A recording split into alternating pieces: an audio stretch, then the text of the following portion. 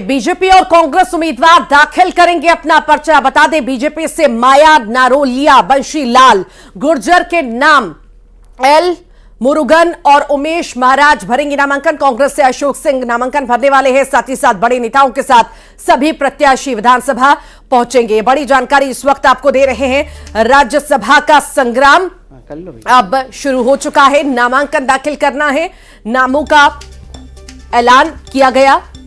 उम्मीदवारों का नाम हम आपको बता रहे हैं। राज्यसभा के लिए नामांकन होना है और सभी जो प्रत्याशी है वो पहुंचेंगे विधानसभा।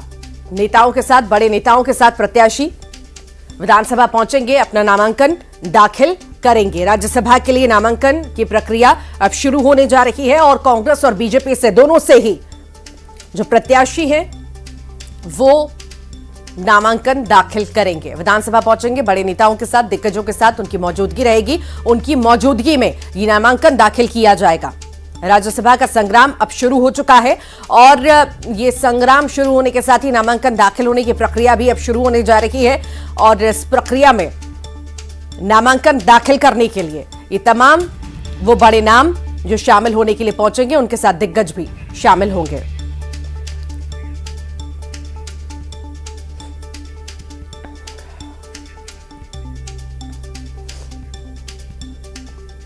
ज्यादा जानकारी के लिए हमारे साथ सहयोगी शैलेंद्र भदौरिया बीजेपी ऑफिस से लाइव जुड़ गए हैं, तो वही सहयोगी वासु चौरे भी हैं, विधानसभा से जुड़े हुए हैं। सबसे पहले शैलेंद्र का रुख कर लेते हैं। शैलेंद्र, आज नामांकन दाखिल होना है, राज्यसभा का रण की शुरुआत हो चुकी है, दाखिला होना है, आखिर कब तक होगा, इस बारे में जानकारी विस्तार से दीजिए और कौन कौन से नाम है वो भी बताइए। देखिए, बिल्कुल मैं आपको बता दूं कि चारों जो राज्यसभा के प्रत्याशी हैं वो अब बीजेपी दफ्तर पहुंच चुके हैं। चाहे माया नरोलिया हो, एल मुरुगन हो या फिर जो दूसरे जो प्रत्याशी, सभी के सब जो है वो पहुंच चुके हैं। इसके अलावा पूर्व मुख्यमंत्री शिवराज सिंह चौहान और मुख्यमंत्री डॉक्टर मोहन यादव भी बीजेपी दफ्तर पहुंचे हुए हैं। प्रदेश अध्यक्ष वीडी शर्मा अंदर मौजूद हैं और इसके साथ ही तमाम जो मंत्री हैं वो यहाँ पर मौजूद है। अब से कुछ देर बाद जो है वो यहाँ पर माल्यार्पण किया जाएगा। जिस तरीके की तस्वीर मैं आपको दिखाना चाहूंगा कि माल्यार्पण होगा और माल्यार्पण के बाद जो है सभी एक रैली के तौर पर विधानसभा के लिए रवाना होंगे। तो बेहद खास दिन आज बीजेपी के लिए है, क्योंकि देखिए 4 जो सीटें हैं जिन पर बीजेपी का कब्जा पहले भी रहा, उन सीटों पर एक बार फिर बीजेपी कब्जा जमाने जा रही है और चारों प्रत्याशी जो है वो घोषित किए गए थे। और जिस तरीके से एक सीट जो है वो कांग्रेस के खाते में जाने वाली, वहां से भी एक प्रत्याशी को घोषित कर दिया गया। तो तमाम जो तैयारियां हैं आप देख सकते हैं, जो कार्यकर्ता हैं वो पहुंचे हैं, ढोल नगाड़ों के साथ स्वागत उनका किया जा रहा है। मंत्री जी हमारे साथ मौजूद हैं, उनसे बात करेंगे। सर, एक बड़ा दिन है, नॉमिनेशन होने जा रहा है, कितना बड़ा दिन मंत्री? देखिए, निश्चित रूप से आज हमारे 4 राज्यसभा सांसद के प्रत्याशी आज नामांकन करेंगे, जिनकी जीत भी सुनिश्चित है।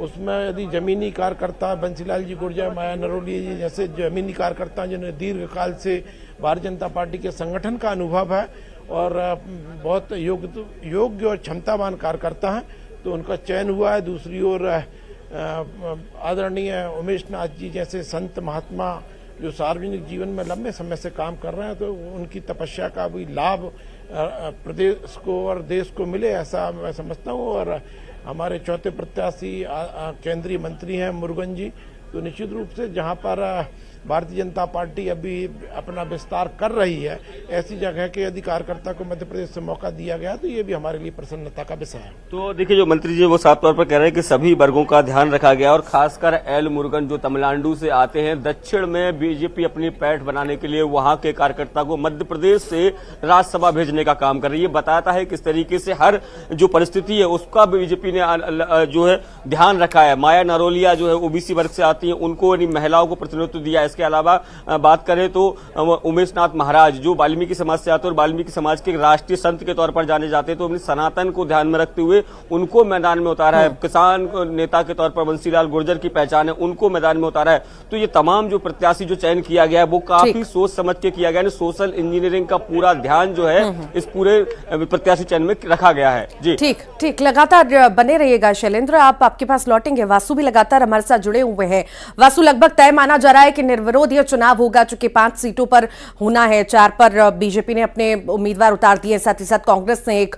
अब विधानसभा पहुंचने का भी सिलसिला शुरू होगा, नामांकन दाखिल करने के लिए पहुंचेंगे, कितना समय लग सकता है, कब तक पहुंचेंगे, कौन कौन उनके साथ शामिल होगा, बताइए।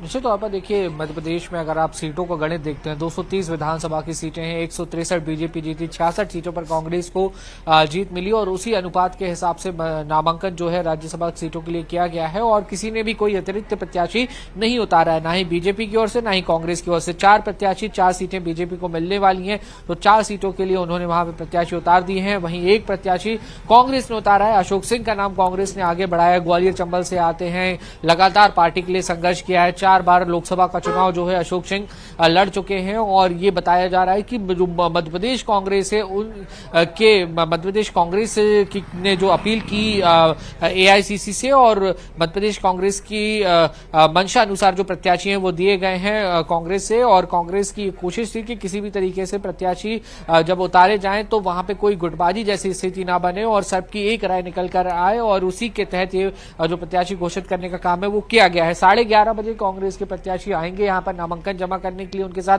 प्रदेश कांग्रेस के अध्यक्ष जीतू पटवारी समेत तमाम जो बड़े नेता हैं, जो कांग्रेस के विधायक हैं, जो प्रस्तावक हैं, वो मौजूद रहेंगे। और फिलहाल मैं आपको बता दूं कि चूंकि बीजेपी के 4 प्रत्याशी अब से कुछ ही देर बाद यहाँ पर पहुंचने वाले हैं, शैलेंद्र जिस तरह से जानकारी दे रहे थे उसके मद्देनजर यहाँ पे अभी से जो विधायकों का पहुंचने का सिलसिला है वो शुरू हो चुका है। विधानसभा के तमाम जो अधिकारी हैं वो यहाँ पर आ गए हैं, जो रिटर्निंग ऑफिसर बनाए गए हैं इस पूरे इलेक्शन के लिए राज्यसभा के, वो यहाँ पर पहुंच चुके हैं। पुलिस बल जो है वो आपको यहाँ पर तैनात नजर आएगा। तो विधानसभा में निर्वाचन के लिए जो कुछ भी प्रक्रियाएं हैं उनको यहाँ पे पूरा कर लिया गया है और अब से कुछ ही देर बाद जो नामांकन है वो यहाँ पे जमा होगा। जी ठीक, लगातार शैलेंद्र भी हमारे साथ जुड़े हुए हैं। शैलेंद्र, देखिए, समीकरण की अगर हम बात करें कांग्रेस के या बीजेपी की तो दोनों के अलग अलग ही हैं, पर अगर हम यहाँ पर बीजेपी की सिर्फ बात करते हैं तो कार्ड एकदम अलग बेहतरीन तरीके से खेला गया है। चाहे ओबीसी की बात करें, दलित की बात करें, महिला की बात करें, सभी को साधने की पूरी कोशिश, किसी भी तरह का कोई रिस्क नहीं। बिल्कुल आपने बिल्कुल ठीक कहा आपने कि सभी वर्गों को साधने का प्रयास किया गया है। 2 ओबीसी चेहरे हैं और 2 एससी चेहरों को इसमें जगह दी गई है। खास बात यह है कि सनातन को ध्यान में रखते हुए जो है वो उमेश नाथ महाराज को मौका दिया गया है, राष्ट्रीय संत के तौर पर जाने जाते हैं, वो वाल्मीकि मंदिर के पीठाधीश्वर हैं, उनको मौका दिया गया है क्योंकि देखिए बड़े संत हैं, वो राष्ट्रीय स्तर पर उनकी पहचान है।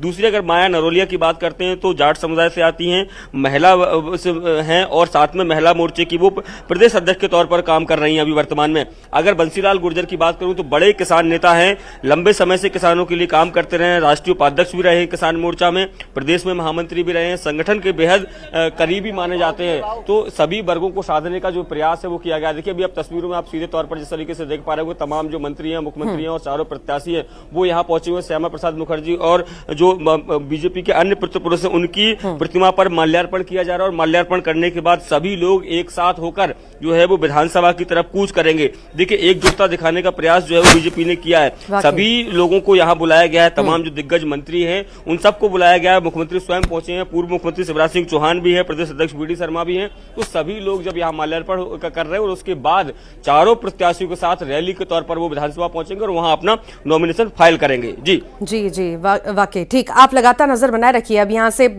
शुरुआत रैली की हो जाएगी और कुछ ही समय लगेगा, ज्यादा समय हम नहीं मान सकते कि विधानसभा तक पहुंचने के लिए लगेगा। वासु भी लगातार जुड़े हुए हैं। वासु, यहाँ पर अगर हम बंसीलाल की बात करें, बंसीलाल गुर्जर की बात करें, किसानों की नाराजगी हमने देखी, किसानों को साधने की पूरी कोशिश बीजेपी के द्वारा की गई है, किसी भी तरह का मनमुटाव ना रहे, किसी भी तरह की गुंजाइश ऐसी ना हो कि इस मनमुटाव की वजह से खामियाजा आने वाले चुनाव में भुगतना पड़े। इस वजह से ये देख करके नाम तय किया गया है। वासु,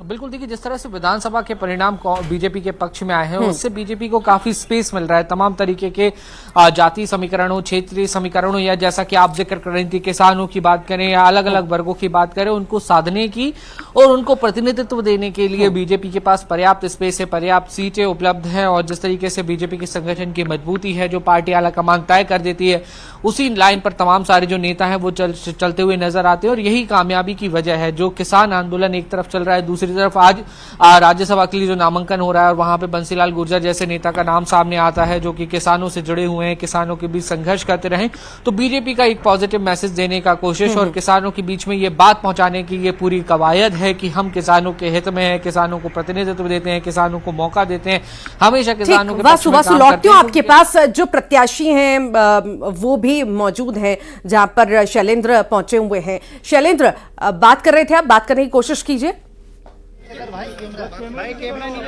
देखिए बिल्कुल सभी प्रत्याशी यहाँ पहुंचे हुए, उनके साथ मुख्यमंत्री डॉक्टर मोहन यादव भी है, प्रदेश अध्यक्ष वीडी शर्मा, इसके बाद अगर बात करें मध्य प्रदेश सरकार के तमाम या फिर जो अन्य नेता है वो सभी दिखाने का जो प्रयास यहाँ पर किया गया है और सभी लोग अब से के माध्यम पर कार्यक्रम और अब यहाँ से सभी लोग जो है वो अब बीजेपी दफ्तर से अब विधानसभा के निकलेंगे और वहाँ पर जो है वो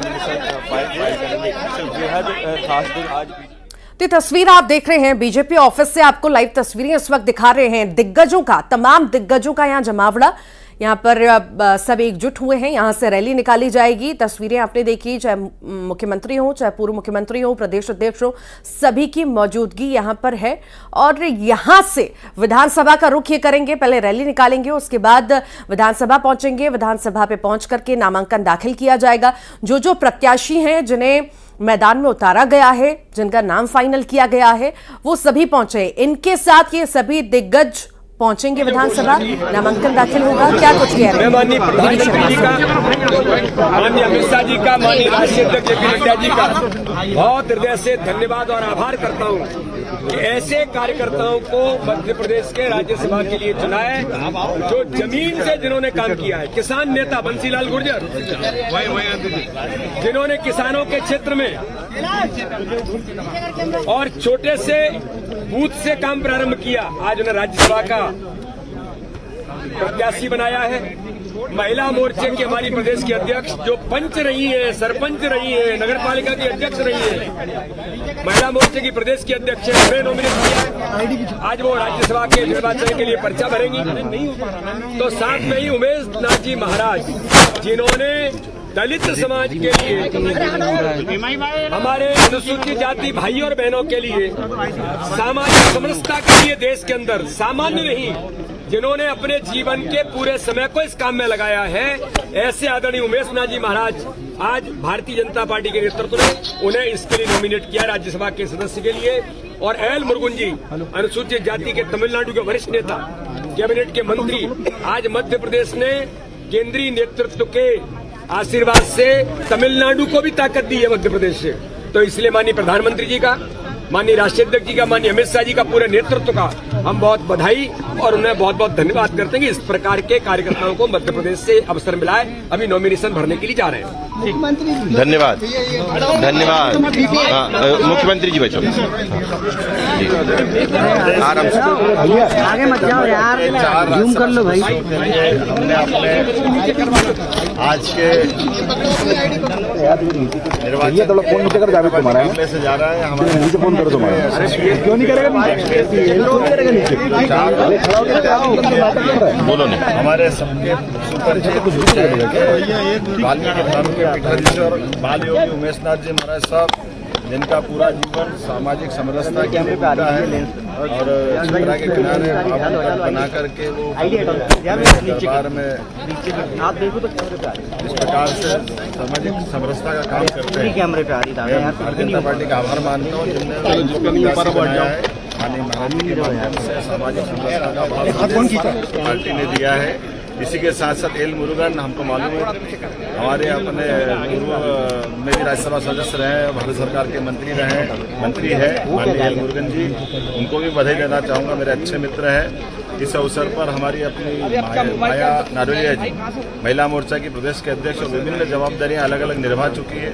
बहन माया जी को भी बधाई, वो भी हमारी प्रत्याशी रहेगी। इसी के साथ साथ हमारे सबके सुपरिचित और कृषि उपज मंडी से लेकर के पंचायत, पंच, सरपंच, बहुत सारा दायित्व का निर्वहन करने वाले बंसीलाल जी गुर्जर साहब, जो किसान मोर्चा के दायित्व पर रहे, अभी राष्ट्रीय उपाध्यक्ष भी, मैं उनको बधाई देना चाहूँगा। और उस अवसर पर हमारा पूरा भारतीय जनता पार्टी का नेतृत्व, मैं सबके साथ आपको भी बधाई देना चाहूँगा कि हमारी वास्तव में ये जो नया प्रतिनिधित्व मिलने वाला है, यह हमारे प्रदेश के लिए भी सौभाग्यशाली रहेगा और राज्यसभा में निश्चित रूप से आपकी उपस्थिति से राज्यसभा का मान बढ़ेगा और भारतीय जनता पार्टी की जो गौरवशाली परंपरा है उसमें और 4 चांद लगेंगे। मेरी अपनी ओर से सबको बधाई। ये तस्वीरें बीजेपी ऑफिस से आप देख रहे हैं। यहाँ पर सारे ही उम्मीदवार मौजूद और साथ ही साथ यहाँ पर यहाँ से रैली की शुरुआत, इसके बाद विधानसभा रुख सभी करेंगे और दिग्गजों की मौजूदगी में सभी नामांकन दाखिल करेंगे। लाइव तस्वीरें इस वक्त हम आपको दिखा रहे थे, सहयोगी लगातार जुड़े हुए थे, जानकारी दे रहे थे, लाइव तस्वीरें दिखा रहे थे और शैलेंद्र लगातार हमारे साथ जुड़े हुए थे, जानकारी दे रहे थे। वासु भी लगातार जुड़े हुए थे, वो भी जानकारी दे रहे थे। आप दोनों का ही बहुत बहुत शुक्रिया फिलहाल के लिए जानकारी साझा करने के लिए।